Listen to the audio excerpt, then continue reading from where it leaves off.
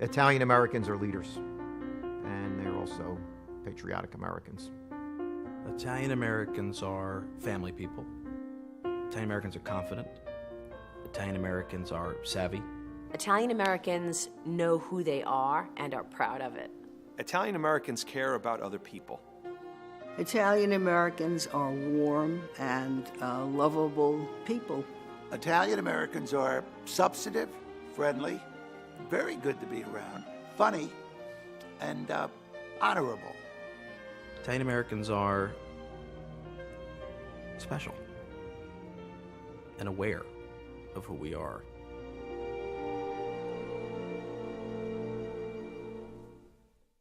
I tell my children all the time, I said, you should really take stock in the fact that you didn't know your great-grandfather or your great-great, grandparents, but appreciate the sacrifices they made, because the life that you have today, they built the foundation for it. My pop was from southern Italy, Calabria, province of Cosenza. I think the family just needed to get out to where they could take wings, if you will. My grandfather was born and raised in a small village north of Milan. Basically, the American dream brought him. My dad's family is from Naples. My mom's family is from Agrigento, Sicily. They were very young. My grandfather, Carmine, came to this country first when he was 11. You could imagine how hard it must have been to leave a place where you had so much safety and you had your friends and your family. But they had that hopefulness and optimism that if you came to America, you could start anew and create a better life for your family. And frankly, that's exactly what they did. My father was in the mines at the age of 11. Stayed in the mines for the next 40 years. I remember at his funeral somebody coming to me and saying what a hard life he had. And I corrected him politely, saying it was a brutally hard life, but it was an eminently successful life because he put 2 kids through college, he took care of his family, he made sure that we were going to have a better life, an easier life than he had. And for my father, that was success. My grandfather's father was a tanner. My grandmother's family did piecework. My grandmother's father was in the sanitation department, which was like being the mayor in our neighborhood. And everybody just sort of collectively survived. I mean, it was a house, I think in the 1930 census, there was 78 people, all of them my family, in this one apartment building, and that was their world. I have no doubt in my mind that the reason that I've had professional success is because of my upbringing. I remember when I was a girl and I had a boyfriend who broke up with me and I was crying and I was so young, and I remember saying to my mom, "Don't tell anyone. I don't want anyone to know, and this is just us." Well, she left my bedroom and went right upstairs and told my father, proceeded to call my sister, told my brother, and it was such a lesson for me because in my family, my problem was everyone's problem. And I think as a kid, that had an enormous impact on me because I realized and I thought that I could do anything because it didn't matter. Whatever I did, even if I failed, I had my family. That sense of family and family support, that is one debt of gratitude we owe to our ancestors. And that is a legacy that not only supported our families, but was a great investment in America. We must make the American people hear our tale of 2 cities. We must convince them that we don't have to settle for 2 cities, that we can have 1 city, indivisible, shining for all of its people. We have become fully part of the American dream. Those are terms that Governor Cuomo spoke very eloquently about, that we are part of this mosaic. We can make it all the way with the whole family intact, and we have more than once.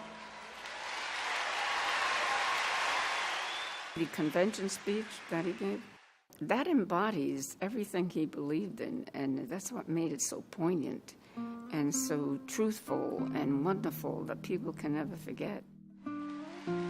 the lessons that he gave. It applies today. It'll apply forever. And it's a story, ladies and gentlemen, that I didn't read in a book or learn in a classroom. I saw it and lived it like many of you. I watched a small man with thick calluses on both his hands work 15 and 16 hours a day. I saw him once literally bleed from the bottoms of his feet.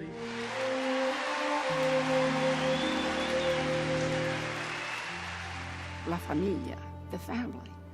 It meant so much to him to have people understand that we're all like a family. What do we stand for as an Italian-American community? The sense of connection, the sense that we are all part of a family. And for me, when I'm a part of a Niaf event, there's this automatic connection with the people in the room. I'm so grateful for all of you.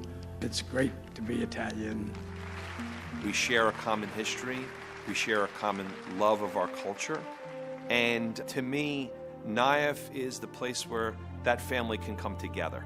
I remember, it probably was about 30 years ago, and I was having lunch with a young jurist at the time. His name was Antonin Scalia.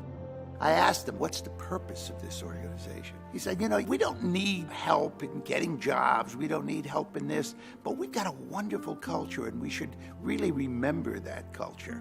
And I like to think that is the ultimate purpose of Niaf. I grew up in a neighborhood that still, even in the 80s and parts of the early 90s, was predominantly Italian-speaking, newspapers, radio. So you knew right away when you heard the sounds, when you smelled the smells, you knew you were safe. I found that again when I joined Niaf. That safety that you get together, be it family or the neighborhood or that extended kinship, that's what we survive in. And we at the foundation, you may come to one event in your life, but we hope when you come to that event, you ultimately feel that empowering safety. That's the best we can do to hold on to the values, I think.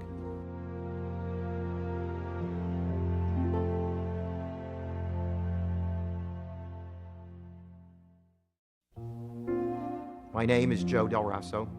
I'm a third-generation Italian-American, and I've been involved with the National Italian-American Foundation since 1983. My name is Peter Secchia from Grand Rapids, Michigan.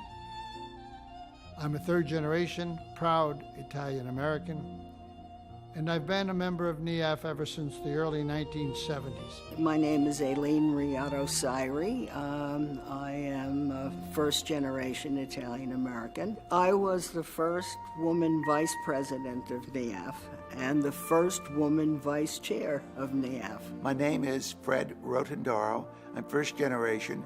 I've been involved with Niaf since 1976. I'm Maria Bartiromo. I'm a third-generation Italian, been a member of Niaf for a decade, and I'm on the board, proud Italian-American. I'm John Calvelli. I'm the Executive Vice President of the National Italian-American Foundation. I'm a first, second, third, and fourth generation Italian-American. My name is John Viola. I'm third-generation Italian-American, and I am the President and Chief Operating Officer of the National Italian-American Foundation. I'm Matilda Raffa Cuomo, and I'm second-generation Italian, and I'm very proud of it.